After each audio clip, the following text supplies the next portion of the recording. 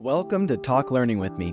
I'm Joseph Diaz, an instructional designer passionate about connecting with others and exploring the field of learning and development. In this podcast, we dive into topics like education, learning science, facilitation, behavior change, and other skills related to personal and professional growth.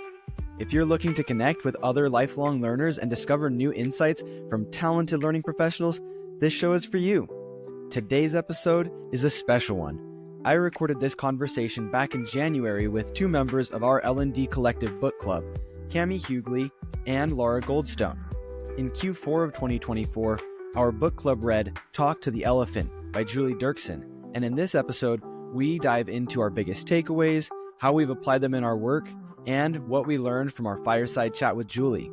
Since recording, we've kicked off our Q1 2025 book club read, Designed to Engage by Beth Cougler Blom. If you'd like to join, it's not too late.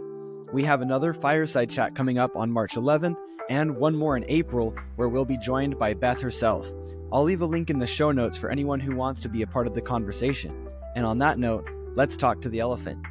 All right. Well, Kamye and Laura, welcome to Talk Learning with me. I'm super excited to be doing this special episode, bringing in members of our book club and talking about the most recent read, Talk to the Elephant. Super excited to have you both here. How are you guys doing today? Doing Good. great. I'm doing well. Thanks. Thank you for having us. Yeah, thank you guys so much for being here. I'm so pumped to be having this chat with you guys. Before we get into talking about the book and all the things that I'm so excited to hear from you guys about, I want to give you guys a second to go ahead and introduce yourselves, share a little bit about yourselves and what got you excited about the book club. So I'm Laura Goldstone, so happy to be here. My role right now, I am Senior Director of Communications and Head of Content and Brand for a tech company. I've got about 15 years of leading teams and projects in a very multifaceted way, so across all different industries throughout the years. But within the L&D realm, my focus is on the leadership development side, career pathing, strategy and organizational design, workshop facilitation, especially around those soft skills like communication and emotional intelligence. I do a lot of training on content, everything from like accessing the systems to crafting that messaging and narrative strategy. And I love to focus on that culture side of things. And so I love book clubs. I'm a big reader. I have personal aspirations to be a writer as well. So books have always meant so much to me personally. And when we found out that the L&D Collective was going to be running a book club and that Joseph was going to be spearheading this book club, I was just so excited. I love the idea of not just dissecting a book by myself in my own little corner, but like really bouncing ideas off of other people and understanding like how they are engaging with the book and the way that they're uncovering the ideas in there and applying it to their own lives. So I was really excited to dive into this. This book was a fantastic introduction into L&D book clubs for me personally, and so excited to talk about it even more with the two of you. Yeah, I mean, you have a wealth of experience and knowledge and added a lot of fun culture and insights. And so it was such a privilege, especially over this last book, having you. And Kamye, if you want to share a little bit about yourself as well. Yeah, sure. I'm so excited to be here. My name is Kamye Hugley, and I serve as a training manager for an education nonprofit. I have been in the nonprofit sector for about 9 or 10 years this year. I got into the education nonprofit sector from being a classroom teacher. I was a public elementary school teacher for a couple of years, and I also taught at the high school level as well. And so in my role at the education nonprofit where I serve as the training manager. And in that particular role, I work very closely with consultants, with about 20 consultants in their implementation of our early learning frameworks. So I support them in being able to train those early learning frameworks for education agencies and public elementary schools and private elementary settings across the country. And so I'm really excited to be here. I am very similar to Laura. I love books. Any reason to buy or read a book, I'm down for it. You can't see around my house, but My husband and I recently moved about 6 or 7 months ago. And part of the decor is books. So I wanted my house to be decorated and books all over the place. And so any reason and excuse to purchase books, I am down for all the time. And so when I came across this particular book club, I was really excited because it was the first time that I ever joined a book club as it pertained to my profession, which is my passion, learning and development. So I was really excited to talk to other practitioners about what they thought about the book and how we can implement our learnings in the various settings that we work in. Yeah, that's so cool. And I love the background that you bring. And it's fun hearing a little bit more about prior to what you did now, because I used to be a Spanish teacher before getting into corporate learning and development. So it's fun seeing some of those similarities.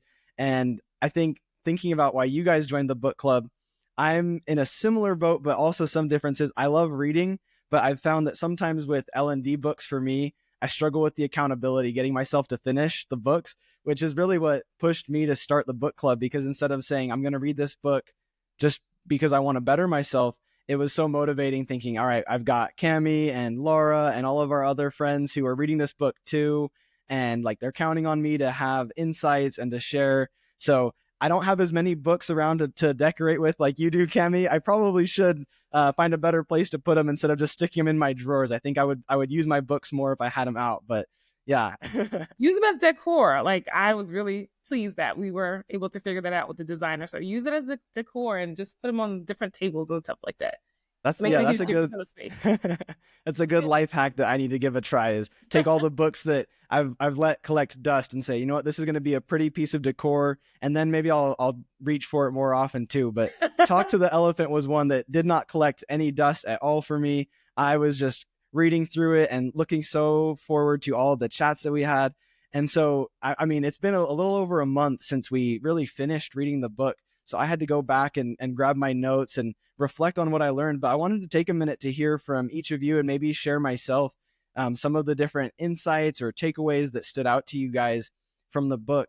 And I guess while you guys think about maybe insights or takeaways, I didn't even introduce myself. So just to share a little bit about my background, I work as a sales enablement coordinator for a company called Vivint. We do smart home and security, and I work doing sales enablement training with our technicians. So the people that go out and professionally install those smart homes. And so for me, as we were reading this book, thinking about behavior change, I was thinking about the different learning and training initiatives that I'm a part of, whether that be creating virtual instructor-led trainings, sometimes creating job aids and things like that to support the work of our technicians. I'm thinking about how can I support them in their behavior change and the busy work that they're doing. So really cool to see, Kamye, you coming from a nonprofit background, Laura working in tech, me working in home security. It was, I think one of my favorite parts was getting to bring all these diverse backgrounds together and just learn from different people's perspectives. But did either of you have a particular highlight from the book or something that you loved that stood out to you that you wanted to talk about? For me personally, I think something that's at the core of just who I am and what I bring to my work every day has to do with emotional intelligence.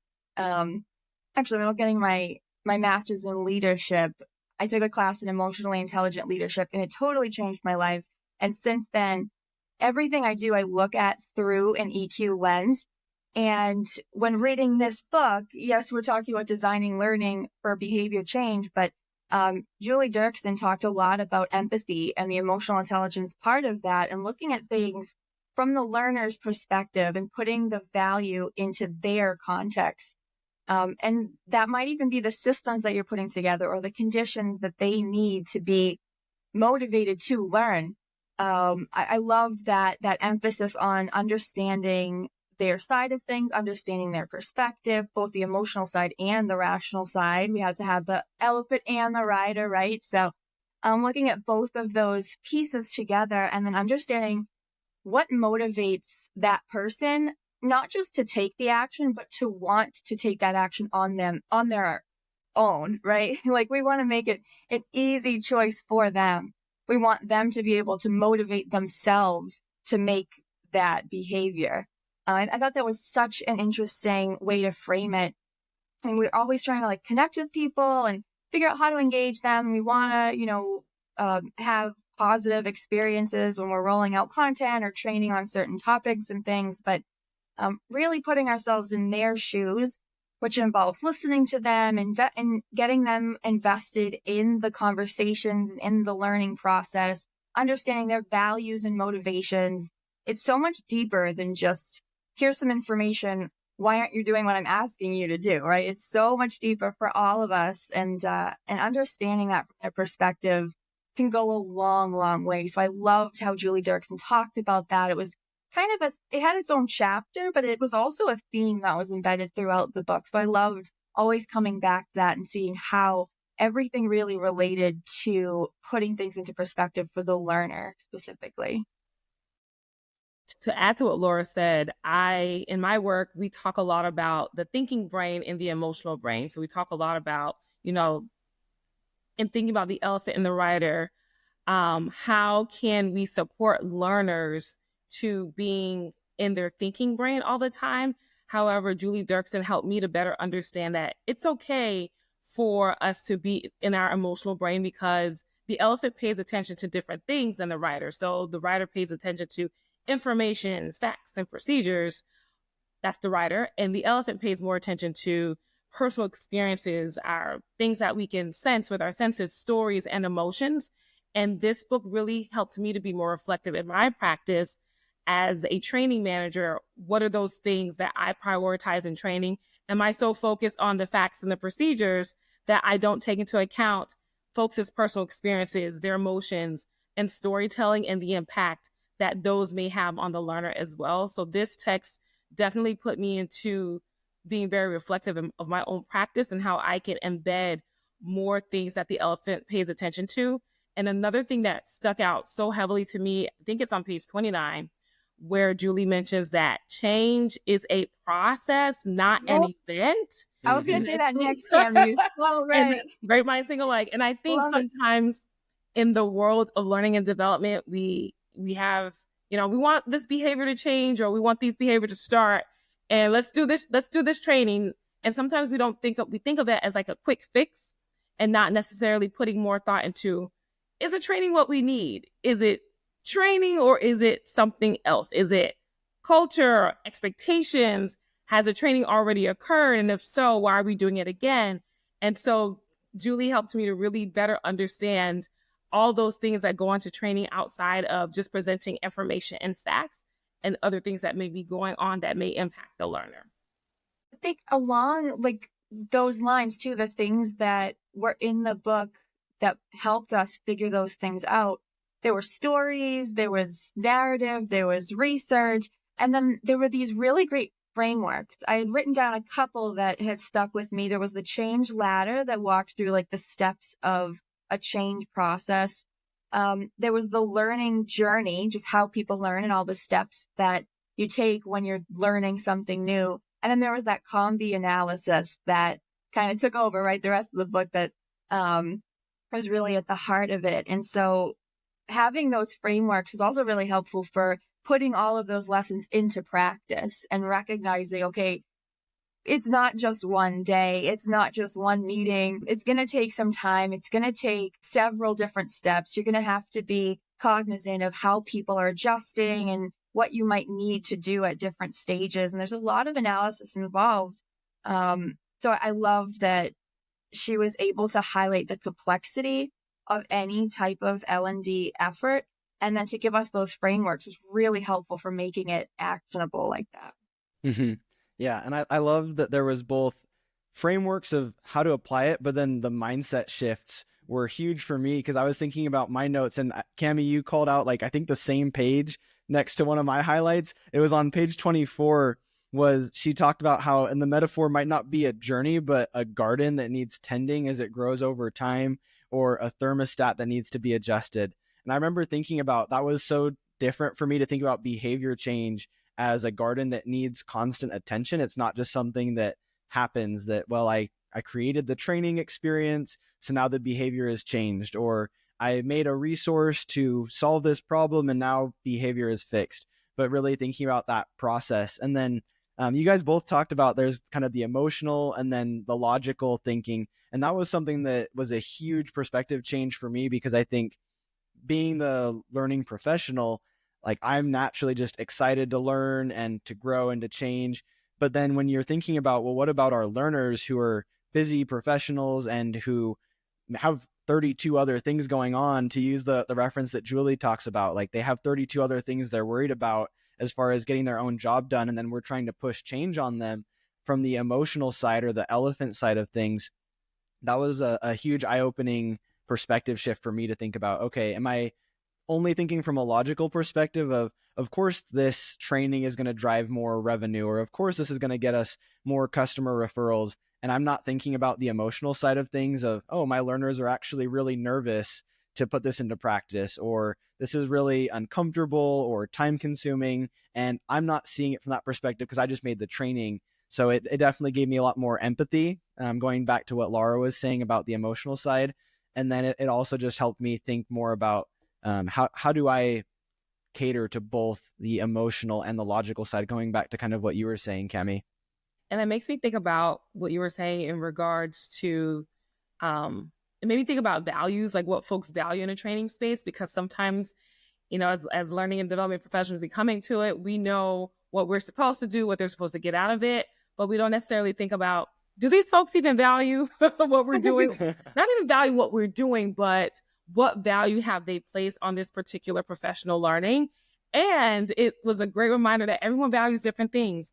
Not everyone is in that space because they want to learn it. It may be because of compliance or tied to some type of reward, whether that's intrinsic or extrinsic.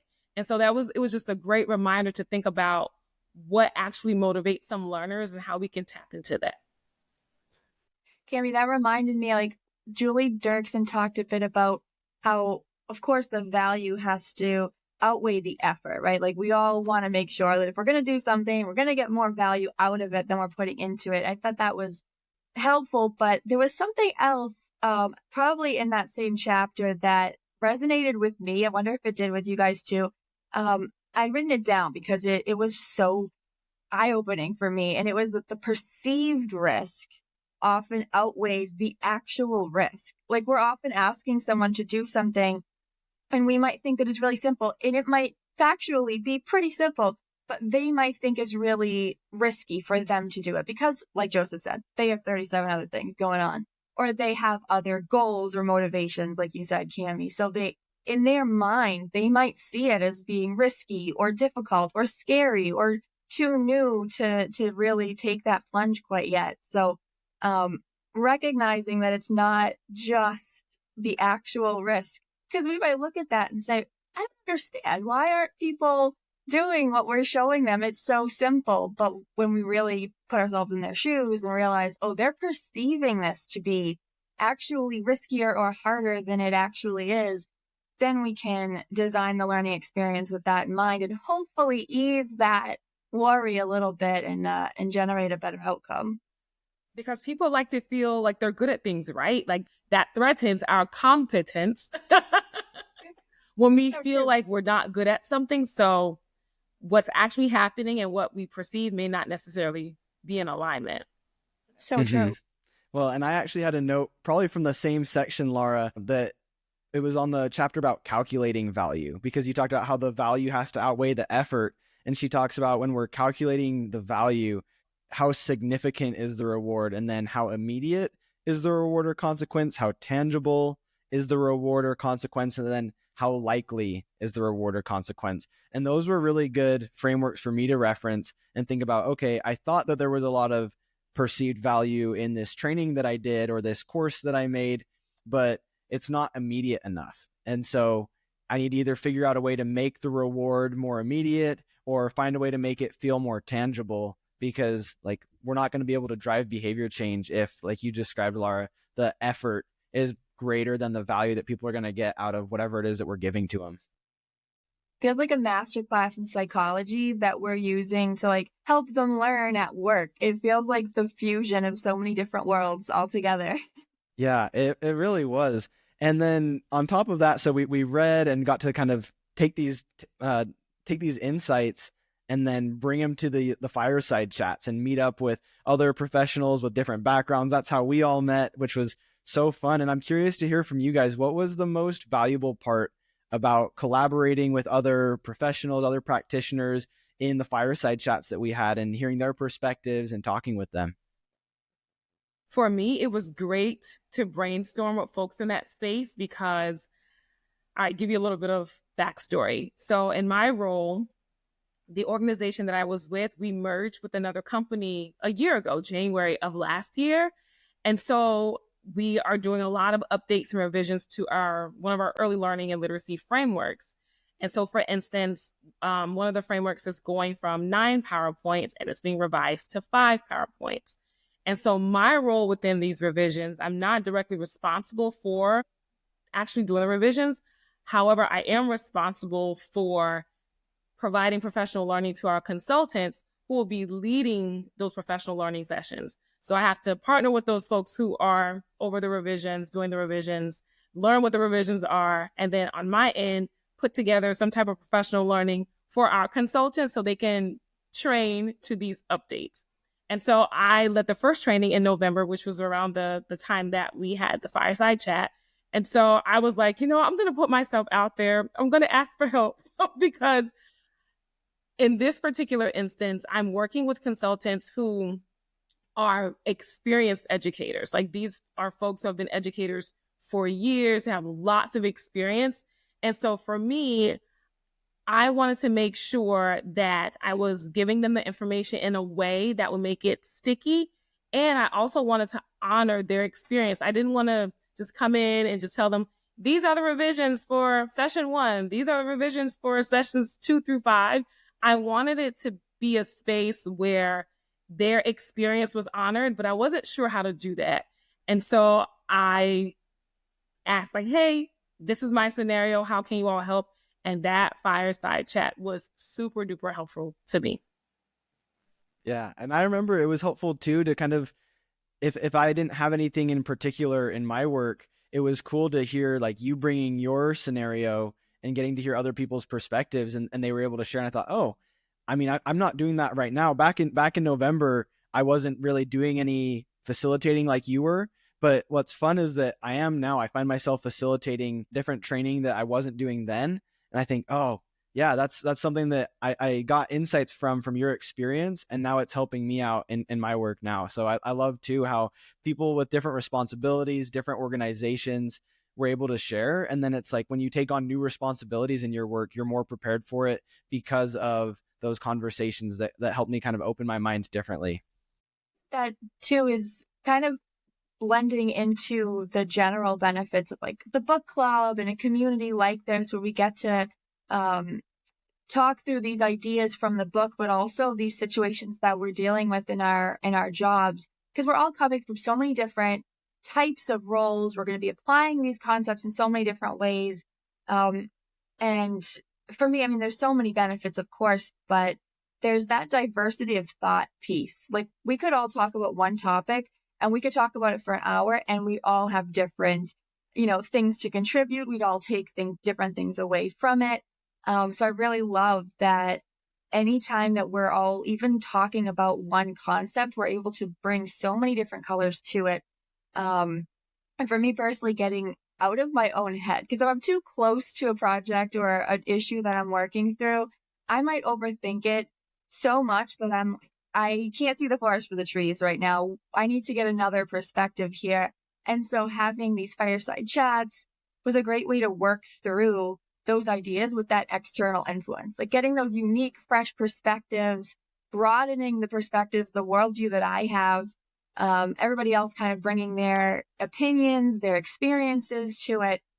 It was really, really beneficial, I felt. And like you were talking about before, Joseph, there's that accountability piece too, and that support, because we're all growing together. Like, I feel like a book club is also about growth, because we're not just reading the book and then leaving and it's not resonating with us. Like, this book especially sticking with us, it's resonating with us, we're applying it to our work, we're thinking about how it can help us grow as people and as all the different types of work that we do. So I just think about like the professional development side of it too, like even beyond the one job that we might be doing today, or the one way that we're applying it today. That network, that community feel is so important for the fulfillment of our careers too. Like, if I switch jobs, if I start my own company, like whatever might happen in the future, I'll always have read this book and I'll always have these connections with you guys, with the other people in the group.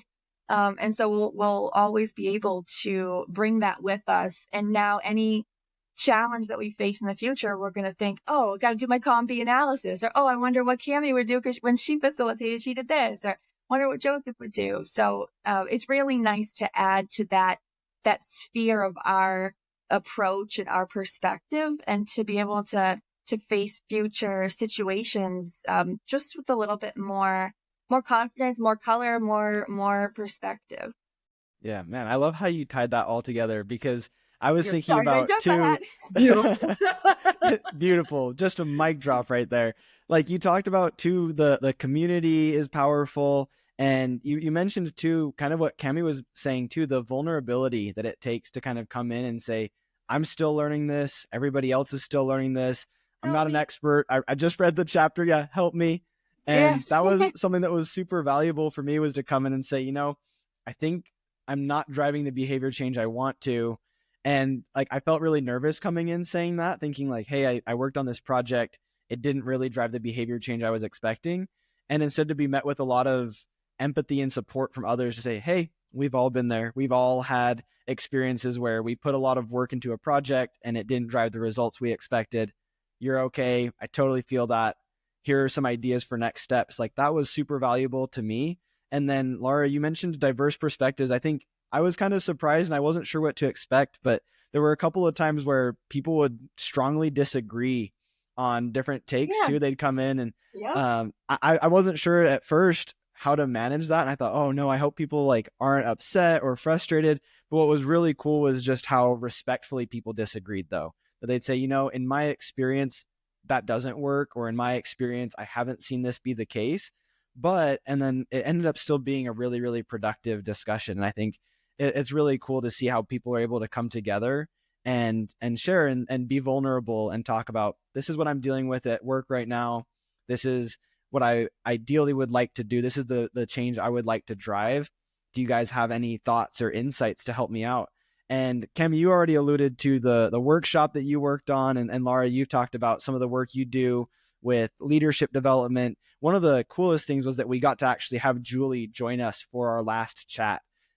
She came and was able to do a kind of a workshop style session with us and help us talk about applying the insights of the book, not just talking theory and ideas, but really say, Julie, you're the expert here. Help me understand, how would you apply this? How would you handle this scenario? And so you two brought specific situations that we workshopped with Julie. And I'd love to hear from you guys what some of the advice was that helped you out the most, or maybe some of the takeaways that you guys had from that experience of getting to work with Julie after having read the book and then putting her work into practice. Oh, yeah, that was so helpful. It was like mind-boggling. You're reading her words and her thoughts, and then you get to talk to her and you become a case study. And we read about these case studies in the book, and then suddenly you're really invested in it, which is kind of cool also, because just to get really meta, like, we're facilitating these learning experiences, and then when we're in the book club, we're also the learners, because we're coming and saying, teach me how to do this better. So it's kind of this beautiful, like, virtuous cycle that we were able to do. So I'll go through mine really quickly, because I had a couple that I wasn't sure which one would be most applicable for everyone. But something I was working on at the time was a corporate repositioning project. So our company was repositioning at the very highest level, kind of relooking at our value proposition, our strengths, weaknesses, doing a little bit of strategic analysis. And so I was brought in to facilitate a workshop on strategy with our VPs and the CEOs. And so even just starting right there, like, facilitating the workshop with these people who have been here for so many years, who have a lot of experience, who have very specific opinions and very specific goals, and may be tied to their individual strategies. How do we unite everybody? How do we open the conversation up as well? So that they're not just thinking about their own functions, but they're able to think of the company as an entity. And so really getting into that motivations piece, getting into understanding the different elements of the Kamye analysis and, okay, what are the social forces here? What are the environmental forces here? What are their motivations here? How are they already acting, and how can we get them from point A to point B, and who's invested and who's going to be the one that you kind of have to like talk to a little bit more on the side to get them along. And so that really was important, that stakeholder analysis, really involving the learners sometimes all together, and then also sometimes one-on-one or in small groups, and building relationships on the side. Yes, to get the buy-in for the project, but also to garner trust. Like when Julie talked a lot about building those relationships, getting to know each other person to person, recognizing that we're not all just cogs in a machine, but we're individuals trying to come together and work towards a shared goal, kind of break down those barriers. Yeah, I know we all have different goals. We all have different quotas to hit and everything, but we're in this together, kind of. Not to be corny, but we are. And so that was really helpful. So that was something that I took with me in this project. I was able to create a whole new content system, tons of content assets with my team. We formulated some plans. We trained teams in stages. So something else that Julie had talked about was, again, the process of it and going through step by step and making sure that people are coming along with you on that journey. And so we trained teams across the company in small groups. We wanted to listen to them first and then to have them really have a hands-on experience with the new content systems and the content assets and the new way of talking about our company as part of the rollout process. And that was really, really helpful because it also opened our eyes to things that we weren't going to ever really realize on our own. We had to hear that directly from the learners. And then we were able to adjust the experience to tailor it to them a little bit more. And the other element was the maintenance piece. So after all of that, after we go through all the different types of values and different ways to unite and different ways to roll out the process, again, change is a process, not an event. So even after my quote unquote project for corporate repositioning kind of seemingly tied up together nicely with a little red bow, we still had to maintain that. We still had to keep the learning alive. We still had to maintain the usage of the content after the training sessions ended. And so I really wanted to focus on creating that culture of learning.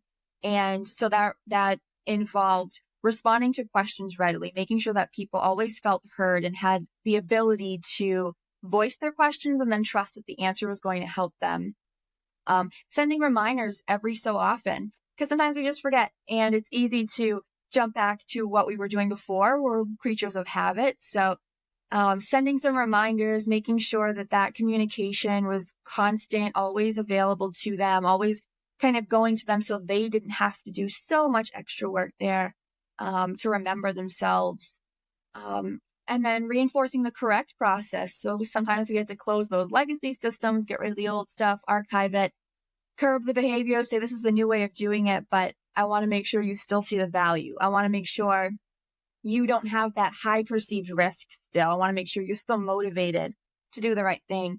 And we're going to empower you to make the right decision. We're going to force stuff on you, but it's available to you. And these are the reasons why you should use this. And here's how it's going to benefit you. Almost make it like you want them to wonder, well, then why wouldn't I do this, right? You want it to be so obvious and easy for them to make the right choice.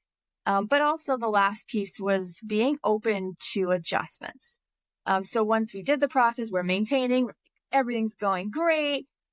Thanks so much, Julie. Those tips were really helpful. Everything's really moving swimmingly, but it's never really over. You always have to be listening, be open to ways to iterate and elevate processes and continuously improve.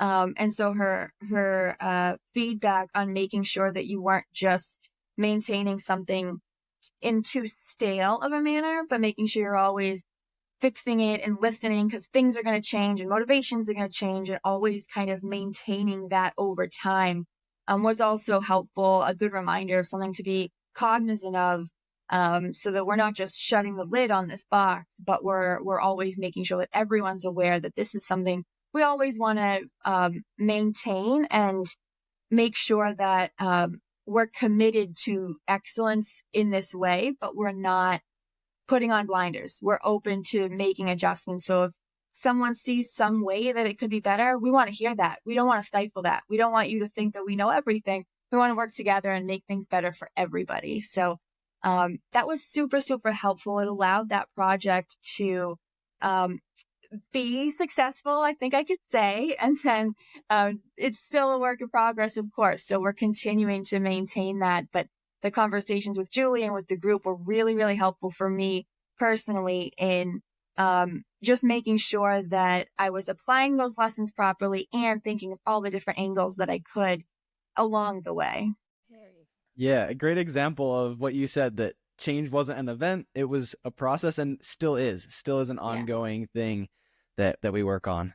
So cool. And then Kamye, if you wanted to share maybe some of your takeaways or insights from the scenario that we workshopped with Julie for you and your work. Yes. So again, my scenario, supporting consultants and understanding and internalizing these various updates in 5 different sessions. I actually led session 2 last week, and that went smashingly well. Yay! And so thank you. So some of my concerns were, these are experienced consultants. They have lots of years of experience in education. And so I know they come with a lot of background knowledge. And so I did not want to bore them with just telling them, these are the updates. Now go forth. So didn't want to do that. And I also did not want to upset their elephant, because there are lots of updates that are coming down. And so I didn't want them to feel overwhelmed and start being really overly concerned about, like, what am I supposed to do this? How am I supposed to understand and learn all this new content? So that's what I wanted to present to Julie. Like, how do I make sure that I'm not upsetting their elephant too much, that I'm making their elephant feel comfortable and confident with these updates and the support that they have with these updates, as well as honoring their experience. And so I got great advice that's been super helpful in honoring their experience, making sure that I'm giving them an opportunity to give feedback in regards to the updates, because they are the experts in this arena and they are going to be the ones who are going to be facilitating professional learning. So getting their feedback, not just presenting the updates to them, but letting them know what the updates are, and I'll get back to that, and giving them the opportunity to let us know, like, does this work? What are some areas of growth in these particular updates?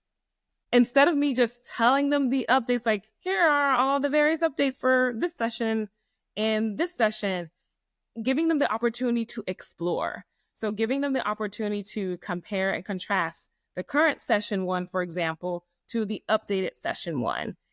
And interestingly enough, I did get some feedback from stakeholders that they were concerned about presenting what we like to call, another colleague of mine came up with this term, we're in the very draft stage of it. So things are still being updated and revised. And so there was concern that the consultants would think, like, this is the final version, and so this is what I have to present on. And so I was able to have that conversation with stakeholders and letting them know, like, this will be advantageous to them because they are experienced, and we also want them to have the opportunity to explore the materials. Like, these are educators, like, they want to get their hands on the things. And so all that advice was really helpful. And I took that advice, implemented into the session 1 that was in November and session 2 that was just last week. And the feedback was so positive. They really enjoy the opportunity of going through the revisions, the updates at this current pace. They really like having the opportunity to share their ideas in regards to the revisions and suggestions that they have. I mean, we're getting lots of suggestions for what these revisions look like, how we can improve them.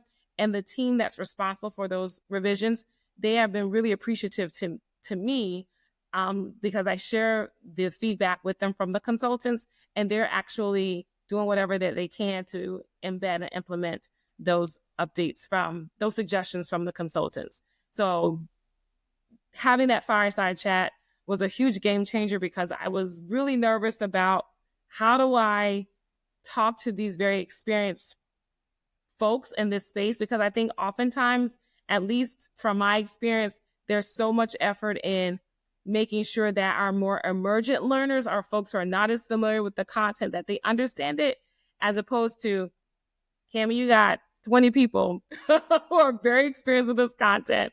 Like, how can I put them in the space where they're receptive to the content and not feel like, oh, I know all of this already. Yeah. And I love hearing the wins that you both had with, like, you just shared feedback in November and then feedback even right now with your second training that you did, getting that positive feedback from stakeholders and saying, okay, that was so helpful. And something that you guys both talked about that I think was a huge takeaway for me from our chat with Julie too, was that closing the loop of feedback and connecting with learners. Because she made a comment too of, well, how hard is it to talk with your learners? And I remember for me, I was like, oh, I could probably send them a quick message over Teams and get their feedback. And it's a small effort, but it's something that can make a huge difference. Like you were just sharing, Kamye, that sometimes you get feedback from the learners and you go, oh, that was much better received than I expected. Or maybe they share something that they don't love, but we're able to leverage that and use it to make the next round, the next training is going to be better as a result of that. So I love that you guys both shared some of those experiences of making that feedback loop with your learners, with your stakeholders, and saying, okay, how can I make sure that I'm meeting the needs of the people that I'm working with, and can I validate that? Can I hear from them?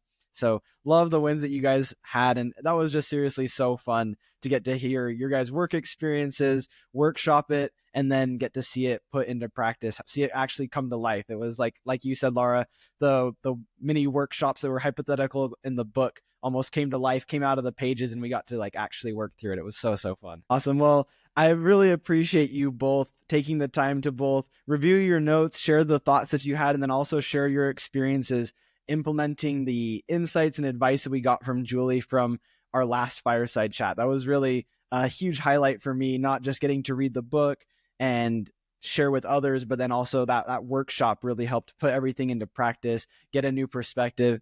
And so for those listening, I would want to just invite everybody else to join us for the next time. Having chats like these are one of the best parts of a book club for me. And it's a lot of fun getting to hear different perspectives, different backgrounds, people from unique industries and with varying years of experience, working with learners in different positions.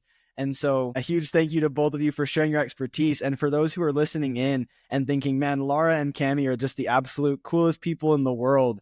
Where can they connect with you? What's the best way for people to catch up on your work, the things that you guys are doing? Where can people find you guys online? I'm on LinkedIn with my first and last name, Kamye, first name, last name, Hugley, Hugley. So that's where I am. So you can check me out there. Awesome. Me too. I'm on LinkedIn as well under Lara Goldstone MBA. I have to say that because my maiden name was very unique, but it was Bacopoulos. And now my married name, there's a lot of Lara Goldstones. So hopefully you can see that I'm on there. But either way, I also have a blog at yourstoryhaven.com. So you can check that out as well. Awesome. And I'll be sure to link your blog and both of your LinkedIns in the show notes for everybody. And for those that want to join us for the next book club fireside chat, we'll be reading, the next book is Designed to Engage by Beth Cougler Blom. And we'll be reading that for all of Q1 of 2025. So we'll be having fireside chats in February, March, and April. So it's never too late to join. If they want to come and join our group, would love to have anybody who's listening in who wants to come in and talk more about facilitation is what we're talking about with Designed to Engage. So if you're looking to sharpen your facilitation skills and want to be surrounded by sharp people like Kamye and Laura and our other members of the L&D Collective, I would just plug to be sure to check that out. And thank you again, Laura and Kamye, both of you, for your insights and for joining me today. Thank you for having me. I really enjoyed this. Thank you so much. This was awesome. A huge thanks to Kamye and Laura for sharing their insights and experiences. It's one thing to read a book, but getting to apply its lessons in our work and discuss it with the community takes learning to a whole new level. As a reminder, if you enjoyed this discussion and want to be part of our book club, we're currently reading Designed to Engage by Beth Cougler Blom for Q1 of 2025. We have another fireside chat coming up on March 11th, and in April, Beth herself will be joining us for a special session. It's not too late to jump in.